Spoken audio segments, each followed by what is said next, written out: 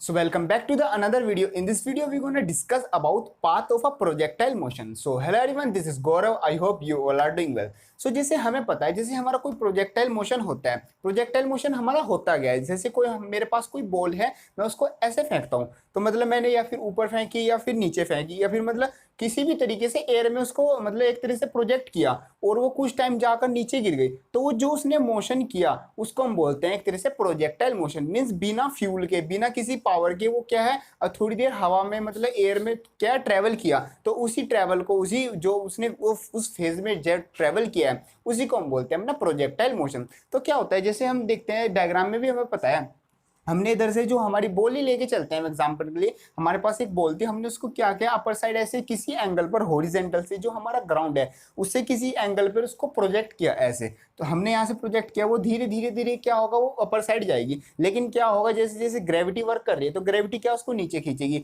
लेकिन हमने थोड़ी सी पावर लगाई थी, जब तक उसमें वो पावर बची रहेगी वो क्या करेगी, ऊपर जाती रहेगी और थोड़ा आगे जाती रहेगी। लेकिन जब उसका जो है उसमें जो पावर है, काइनेटिक एनर्जी उसकी कम होती चली जाएगी, तो ग्रेविटी क्या करेगी, उसको नीचे बुलाए। तो इसमें क्या होगा, जैसे जैसे बॉल ऊपर जा रही है धीरे धीरे धीरे वो नीचे आना स्टार्ट हो जाएगी, कुछ टाइम पर जाकर वो ग्राउंड पे गिर जाएगी, में ग्राउंड पर टच कर जाएगी। तो इसी तरह का हमारा उसके तरीके से एक पाथ होता है। तो यहाँ पर बात आती है पाथ की। पाथ मतलब होता है कि वो उसने किस तरह का किया। मीन्स जैसे कोई बॉडी है वो ऐसे घूम के आती है, तो हम क्या बोल देते हैं कि वो क्या करके आई है, एक सर्कुलर मोशन करके आई है। अगर हम कोई बॉडी है वो बिल्कुल स्ट्रेट जा रही है, तो हम क्या बोलते हैं कि वो उस बॉडी का जो मोशन है वो क्या हो रहा है, वो एक स्ट्रेट मोशन हो रहा है। लेकिन अगर ये हमारी बॉडी है, इसमें हम क्या बोले कि ये स्ट्रेट हो रहा है या फिर ये सर्कुलर हो रहा है, ये किस तरह की ट्रेजेक्ट्री फॉलो कर रही है। मीन्स जैसे ये अपर साइड गई फिर ये डाउन साइड गई, तो ये किस तरीके का मोशन है, तो ये होता है हमारा एक तरह से पैराबोलिक मोशन। मीन्स जैसे हमारा मैथ में एक मतलब मोशन होता है, मीन्स मोशन होता है, उसको हम अपनी मैथ्स में भी डिस्कस करते हैं। तो इस टाइप के मोशन को हम बोलते हैं पैराबोलिक मोशन। तो इसको हम आज करने वाले मतलब डिस्कस करेंगे और इसको हम प्रूव करेंगे बाय हम अपनी जो इक्वेशंस हैं और जो ये हमारा डायग्राम आ रहा है इसकी हेल्प से हम इसको क्या करेंगे, इसको प्रूव करने वाले। तो देखते हैं, सबसे पहले हम देख लेते हैं, जैसे सिंपल है हमारा डायग्राम, हमें सबसे पहले समझना है अपना डायग्राम। डायग्राम में क्या हो रहा है कि हम इधर से बॉल को उधर प्रोजेक्ट कर रहे हैं, मीन्स ऐसे हमने डाल दी, तो उसमें क्या हुआ, हमने यहाँ से कोई स्पीड दी है, मीन्स कोई इनिशियल वेलोसिटी दी है, उसको मान लेते हैं अपना यू। सिंपल हमारी इनिशियल वेलोसिटी क्या होती है, यू। तो हम उसको ऐसे हमने डाल दिया, उसमें हमने ऐसे डाली, ऊपर साइड डाली। तो हमें पता है कोई भी हमारी चीज होती है, कोई भी वेक्टर होता है, उसके क्या होते हैं, उसके दो कंपोनेंट होते हैं। एक तो होता है हमारा एक्स एक्सिस की साइड, एक होता है हमारा वाई एक्सिस की साइड। मीन्स एक होता है हमारा कोस थीटा और एक होता है हमारा साइन थीटा। तो ऐसे ही हमारा जो ये वाला यू बनता है, मीन्स हमारी जो वेलोसिटी वाला वेक्टर है, ऐसे ये वाली एरो वाली, तो उसमें हमारे इसके दो हमारे जो कंपोनेंट बन जाते हैं, मीन्स हमारे जो रेक्टेंगुलर कंपोनेंट होते हैं। तो उसमें एक बन जाता है हमारा यू एक्स, मीन्स हमारा जो बेस की साइड होता है वो बन जाता है यू एक्स, और अपर साइड बन जाता है हमारा U Y. Means U X का मतलब होता है हमारा यू कोस थीटा और यू वाई का मतलब होता है हमारा यू साइन थीटा। तो इसी तरीके से हमारा ऑब्जेक्ट ऊपर जा रहा है फिर नीचे आ रहा है, किसी एक टाइम पर वो ऐसे मैक्सिमम हाइट पर भी जाएगा, जहां पर से वो एक मैक्सिमम गया फिर वो नीचे आना स्टार्ट होगा। तो ये आ गई हमारी मैक्सिमम हाइट।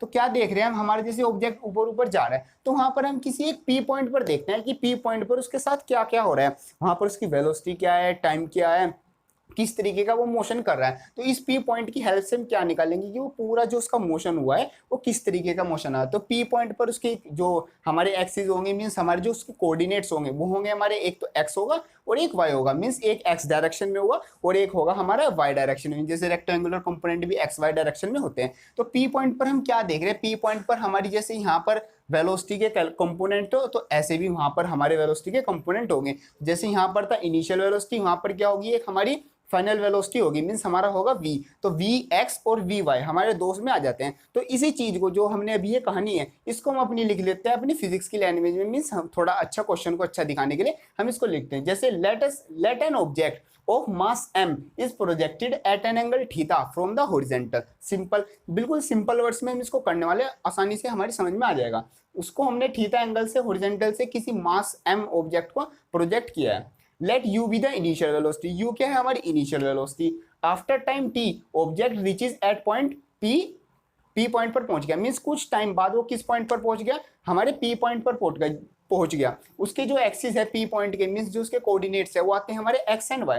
तो हम क्या देखते हैं, हम ये जो x है और y है सिर्फ इसकी वैल्यू इसमें निकालने वाले, इसकी हेल्प से हम सब जो ये हमारा पाथ है और आसानी से क्लियर हो जाएगा। तो क्या आता है 4x, x के लिए हम जो यूज करते हैं वो आता है s is equal to u t plus half a t square. ये हमें पता है ये क्या होती है हमारी मोशन ऑफ इक्वेशन, मतलब जो हमारी इक्वेशंस की है वो मोशन होती है। s is equal to u t plus half a t square. It means ये हमने क्यों यूज की, क्योंकि इसमें हमारा डिस्टेंस भी आ गया, वेलोसिटी भी आ गई और हमारा टाइम भी आ गया, इसलिए हमने अपनी सेकंड जो हमारी सेकंड वाली इक्वेशन है इसको यूज किया। तो s कितना है हमारा, कितना डिस्टेंस वो चला है, इधर से लेके वो x पॉइंट तक आया है। हम किसके लिए यूज कर रहे हैं 4x, तो डिस्टेंस कितना मान लिया हमने उसका s is equal to x।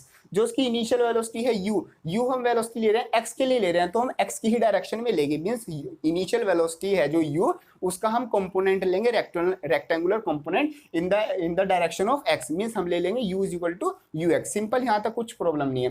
तो नेक्स्ट आता है हमारा t कितना लेंगे हम, t टाइम पर ही ले रहे हैं, तो t टाइम पर ही लेते हैं, t is equal to t आ जाता है। फिर लेते हैं हम ax मींस हमारा acceleration in x direction, means इस डायरेक्शन में हमारा क्या एक्सीलरेशन हो रहा है। अब हमने बॉडी फेंकी है, बॉडी ऐसे हमने डाली, उसमें कोई पीछे रॉकेट या फिर कुछ ऐसी चीज तो नहीं लगाई हमने कि उसको एक्सीलरेशन मिलता रहे या फिर उसमें पावर चलती रहे, ऐसा तो कुछ नहीं। जो ग्रेविटी है वो उसको डाउन करने में, मतलब डाउन करने में एक हेल्प कर रही है, ऐसा तो नहीं उसको आगे ले जाने में हेल्प कर रही है।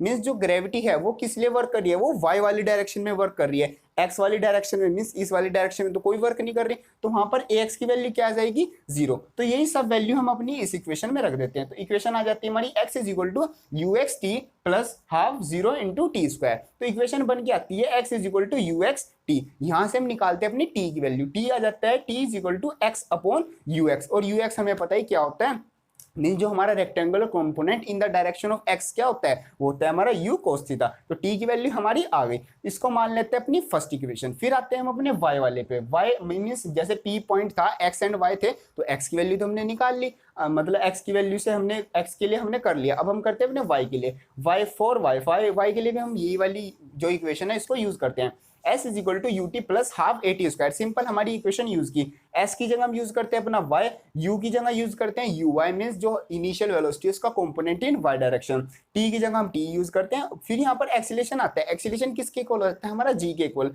क्योंकि हम यहाँ पर y के लिए यूज कर रहे हैं। मीन्स जो हाइट पर ऑब्जेक्ट जाएगा तो उस पर किस तरीके का एक्सीलरेशन लग रहा है, जो उसको डाउन कर रहा है या फिर मींस जो y वाली डायरेक्शन में, तो सिंपली हमारा यहाँ पर क्या कर रहा है, acceleration due to gravity work कर रहा है। तो a की जगह हम क्या लिख देते हैं अपना g, तो y is equal to u sine theta t plus half g t square. ये हमारी इक्वेशन आ जाती है। मींस हमारी जो जितनी भी वैल्यूज थी हमने इसमें वैल्यू रख दिया है, तो सिंपली हमारी ये वाली इक्वेशन आ जाती है। अब हम इस इक्वेशन में क्या करते हैं, इस इक्वेशन में जहां पर भी हमारे t आते हैं, t की जगह हम रख देते हैं t is equal to x upon u cos theta. Means इस इक्वेशन में जो y के लिए निकाल लिया है, y के लिए निकाली हुई इक्वेशन में t की वैल्यू हम रख देते हैं। t की वैल्यू रखने के बाद हमारी इक्वेशन आती है ये, इसमें क्या होता है y is equal to u sine theta x upon u cos theta minus half g x upon u cos theta का होल स्क्वायर। इसमें को हम सिंपली अपना जो जैसे जैसे जो चीज कट रही है उसको काट देते हैं, जो प्लस माइनस हो रही है उसको प्लस माइनस कर देते हैं। तो यहाँ से हमारा u से u कट जाता है और बाकी सारा कुछ हमारा ऐसे जाता है और ये इसका हमारा स्क्वायर खुल जाता है। लास्ट इक्वेशन आती है हमारी y is equal to x tan theta means sin theta upon cos theta क्या बन जाता है tan theta minus g x square upon 2u square cos square theta. ये हमारी लास्टली एक इक्वेशन बन जाती है। इसमें हम अब क्या देखते हैं, इक्वेशन बनती है y is equal to a, tan theta की जगह अगर हम रख दे अपना constant a, means tan theta एक तरह का हमारा कांस्टेंट है, a x की जगह x आ गया माइनस ये सारा हमारा constant g upon 2u square cos square theta, ये एक तरह से कांस्टेंट का वर्क कर रहा है। तो यहाँ पर रख देते हैं अपना b और ये x स्क्वायर तो x स्क्वायर ही है, तो y is equal to ax minus bx square. ये हमारी इक्वेशन होती है एक पैराबोलिक पाथ की। मीन्स मैथ में जो हमारी इक्वेशन होती है ये एक पैराबोलिक पाथ की इक्वेशन होती है। तो हमें यहाँ से क्या पता चल रहा है, यहाँ से हमें ये पता चल रहा है कि जो हमारी ये जो मोशन हुआ है ये इसने किस टाइप की ट्रेजेक्ट्री फॉलो की है, ये की है इसने एक पैराबोलिक पाथ की ट्रेजेक्ट्री पास की है। Means this in the form of equation of parabola. Means जो ये इक्वेशन आई है हमारी लास्टली ये किसकी फॉर्म में आई है, ये एक पैराबोलिक पाथ की फॉर्म में आई है। So path of a projectile is parabola. Means इस इक्वेशन के थ्रू हम कह सकते हैं कि जो हमारा प्रोजेक्टाइल होता है उसका जो पाथ होता है वो क्या होता है हमारा, एक तरह से वो एक पैराबोलिक पाथ को फॉलो करता है। So that is all for today. So video helpful लगी तो उसको लाइक जरूर करना और चैनल को सब्सक्राइब करते वक्त बेल आइकन को प्रेस जरूर करना। मिलते हैं अपने नेक्स्ट वीडियो में, तब तक के लिए थैंक यू।